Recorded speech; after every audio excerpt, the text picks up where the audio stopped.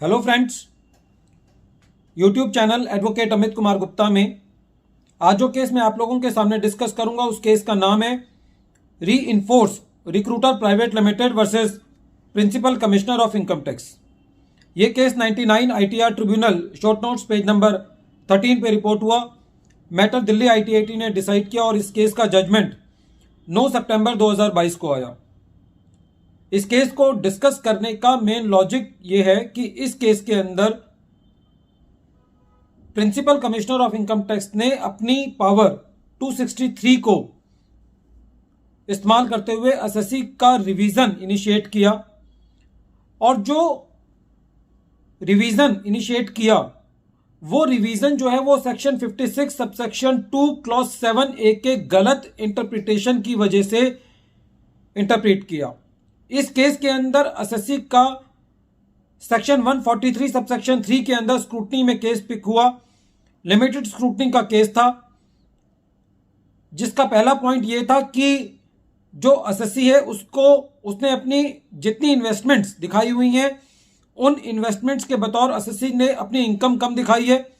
दूसरा, जो एसएससी ने अपने लोन्स एंड एडवांसेस दिए हुए हैं उनके कंपैरेटिवली एसएससी ने अपनी इनकम कम दिखाई है। और तीसरा ये कि ड्यूरिंग द ईयर एसएससी ने काफी ह्यूज इन्वेस्टमेंट्स की हैं।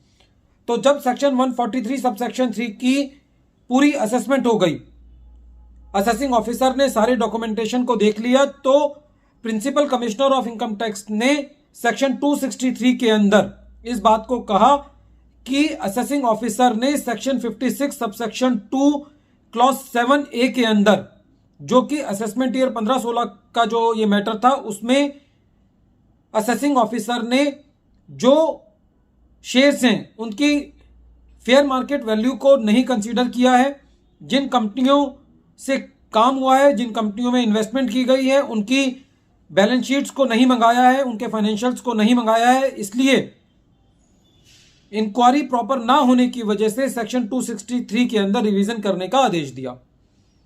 जब यह मैटर आईटीएटी के पास पहुंचा तो आईटीएटी ने पूरे मैटर को परस्यूअल करते हुए यह पाया कि जो सेक्शन 56 सबसेक्शन 2 क्लॉज 7A है असेसमेंट ईयर 15-16 के लिए, वो तो उस पर लागू होता है जब एसएससी ने अपनी शेयर कैपिटल इशू की हो, जब एसएससी ने अपनी कैपिटल रेज की हो ड्यूरिंग द ईयर। लेकिन करंट ईयर में जिस साल की असेसमेंट चल रही थी उस साल तो एसएससी ने कोई अपनी शेयर कैपिटल इंक्रीज ही नहीं की थी। एसएससी ने ड्यूरिंग द ईयर इन्वेस्टमेंट्स की थी। तो इन्वेस्टमेंट्स के ऊपर तो जो असेसमेंट ईयर 15-16 है उसमें सेक्शन 56 सबसेक्शन 2 क्लॉज 7A लगता ही नहीं है। तो गलत एप्लीकेबिलिटी की वजह से एसएससी का 263 के अंदर मैटर रीओपन किया गया जो कि असेसमेंट ईयर 15-16 के लिए वो प्रोविजन एसएससी के ऊपर एप्लीकेबल ही नहीं थे। तो फ्रेंड्स, इस केस को जो डिस्कस करने का मेन लॉजिक है वो ये है कि रेवेन्यू अथॉरिटी की इतनी बड़ी जो पोस्ट होती है principal commissioner of income tax, वो भी 263 के अंदर रिवीजन करने से पहले इतना एक ब्लंडर एरर हो सकता है उनके पार्ट पे कि एसएससी के लिए एक लिटिगेशन के एक तरीके से फ्लड आ जाता है। क्योंकि यदि कोई भी एडिशन की जाती है तो वो एक बार एक लेवल पे खत्म नहीं होती, क्योंकि डिपार्टमेंट उसको आगे आगे कैरी करता रहता है। तो जहां पे प्रोविजंस को प्योरली मिस अप्लाई किया जाता है उसकी वजह से भी कई बार एसएससी को एक बहुत लिटिगेशन जो है का सामना करना पड़ता है। ये इस वजह से होता है कि हमारे जो प्रोविजंस हैं वो इतने कॉम्प्लेक्स हैं कि एट द फ्रंट जो है, और वो इतनी जल्दी जल्दी चेंजेस होते हैं। एक साल में चेंज होता है, फिर नेक्स्ट ईयर में उसके अंदर कोई दूसरी चीज ऐड की जाती है, फिर उसके अंदर प्रोविजोस ऐड किए जाते हैं।